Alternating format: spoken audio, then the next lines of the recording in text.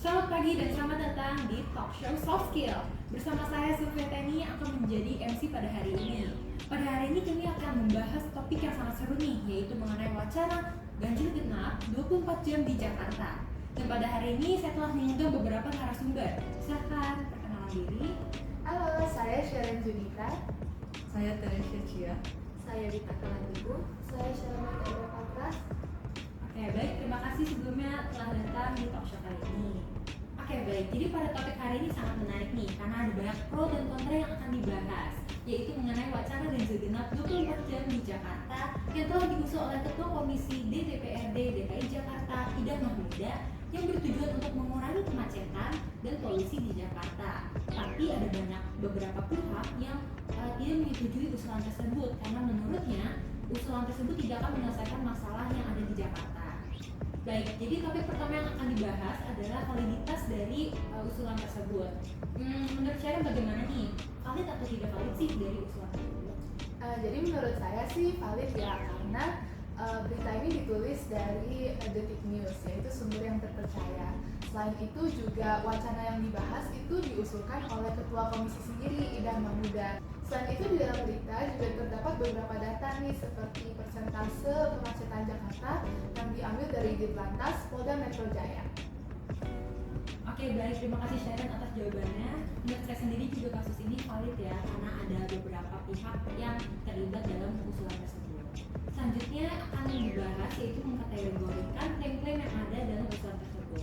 Mungkin dari Teresia, Jadi sebenarnya ada dua klaim. ada apa aja ya? Yang pertama adalah klaim faktual. Klaim faktualnya bahwa kemacetan di Jakarta telah tergolong parah karena telah mencapai 53% dan kini naik drastis dibandingkan pada saat pandemi COVID-19.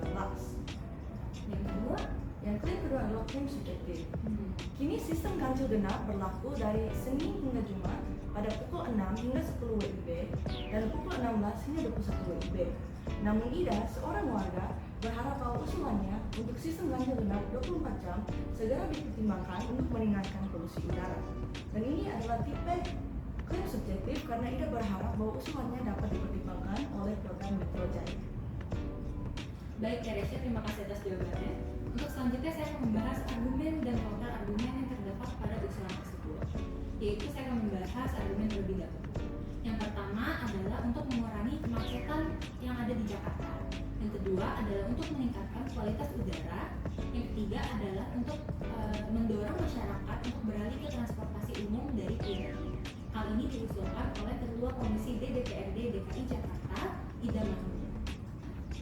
Baik, selanjutnya saya akan membahas counter argumen yang diusulkan oleh Ketua DPW PKB DKI Jakarta, Hasbiala Ilyas, dan Yayat Supriyatna dari pengamat perkotaan dari Universitas Trisakti. Baik, counter argumen yang pertama yaitu bahwa usulan tersebut tidak akan menyelesaikan masalah yang ada di Jakarta dari segi polusi dan kemacetan. Yang kedua adalah butuh sosialisasi untuk mendorong masyarakat dapat beralih ke transportasi umum. Yang ketiga, diperlunya evaluasi lebih lanjut terhadap penerapan yang telah ada di Jakarta. Baik, untuk topik selanjutnya yang akan dibahas adalah mengenai pola argumen deduktif spesifik. Bagaimana nih narasumber yang cantik pada hari ini? Ada yang ingin memberi tanggapan? Bisa aja. Ya, jadi di sini saya akan menjelaskan dua, yaitu modus ponens yang pertama dan yang kedua modus tollens. Nanti di sini saya akan menjelaskan modus ponens dulu. Ya, jadi modus ponens ini menyatakan bahwa jika sistem ganjil genap diterapkan 24 jam di Jakarta, maka kemacetan dan polusi akan berkurang.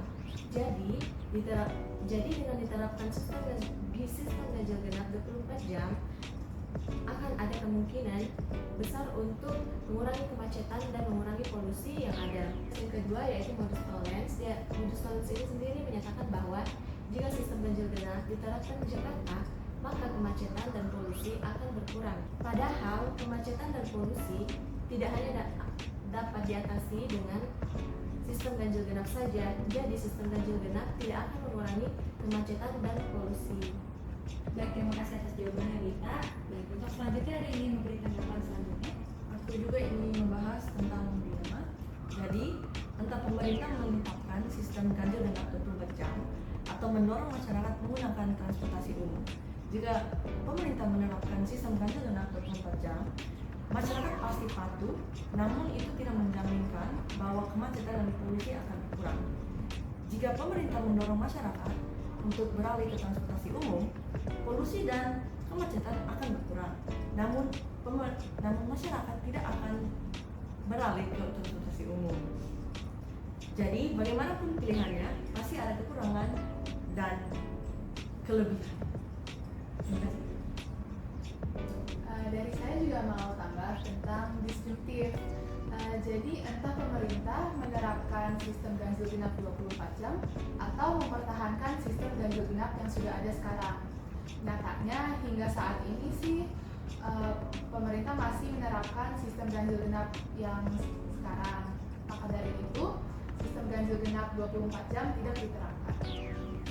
Aku mau tambahin dong. Oh iya, silahkan. Oke, yang terakhir adalah hipotesis. Jadi jika peraturan diubah maka sistem ganjil genap ini akan berjalan selama 24 jam. Jika sistem ganjil genap ini berjalan 24 jam maka akan mengurangi polusi. Jadi jika sistem ganjil genap ini diubah maka akan mengurangi polusi udara di Jakarta ini. Baik, terima kasih atas jawabannya. Untuk selanjutnya aku boleh dong minta 2 contoh argumen induktif spesifik. Nah, di sini saya punya dari segi kausalitas, yaitu yang menyatakan bahwa jika ganjil genap ini diterapkan 24 jam tidak memastikan bahwa masyarakat akan beralih dari angkutan pribadi jadi angkutan umum. Malah masyarakat kemungkinan besar akan malah memilih untuk membeli transportasi baru yang berbeda, yang plat nomornya berbeda dari plat nomor sebelumnya. Nah, dari sini dapat kita ketahui bahwa di sini akan meningkatkan polusi dan kemacetan. Baik Wita, terima kasih atas jawabannya. Ada yang ingin memberikan tanggapan lainnya? Oke, saya.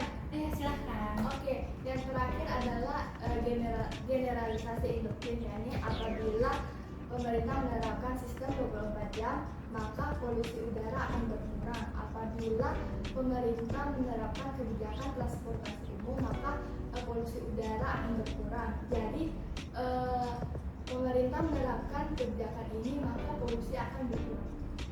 Baik, terima kasih Shalom atas jawabannya. Untuk topik terakhir, saya boleh dong minta 2 contoh kesesatan berpikir informal. Oke, dari saya ada namanya strawman. Jadi Ida Mahmudah menyatakan bahwa kebijakan 24 jam ganjil genap itu benar-benar dapat mengurangi polusi karena polusi udara paling banyak disumbangkan oleh kendaraan bermotor. Namun Hasbiallah Ilyas membalas bahwa beliau tidak setuju karena polusi tidak akan berkurang selama masyarakat tidak berpindah dari kendaraan pribadi menjadi transportasi umum. Jadi untuk kesesatan berpikir informal jenis strawman-nya itu adalah kutipan yang diambil dari Hasbiallah Ilyas. Baik, terima kasih Sharon atas jawabannya. Boleh dong aku minta 1 contoh lagi? Iya, silakan. Oke, yang terakhir itu adalah kesesatan ad hominem. Hominem ini adalah seharusnya Pemprov punya solusi. Sampai hari ini hanya berjalan di tempat saja. Mereka tidak mengerjakan, namun mereka sibuk dalam wacana mereka. Baik, terima kasih atas jawabannya. Jadi secara kesimpulan pada topik pembicaraan hari ini adalah bahwa kasus ini adalah kasus yang valid dan juga kita bisa banyak belajar nih dari beberapa argumen dari deduktif, induktif dan juga ada kesesatan yang berpikir secara informal. Baik, terima kasih narasumber pada hari ini. Terima kasih banyak dan sekian saja dari saya dan sampai jumpa di talk show selanjutnya. Dadah.